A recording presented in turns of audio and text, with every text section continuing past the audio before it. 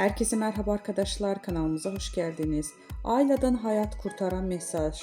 Uzak şehir gönülleri fethetti.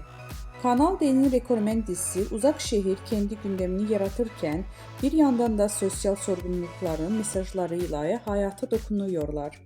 Dizide bu kez kanserden erken teşhis önemine vurgu yapıldı. Kadınlar köy meydanına toplayan Ayla'nın erken teşhis hayat kurtarır temalı sahnesi izleyicilerinden tam not aldı.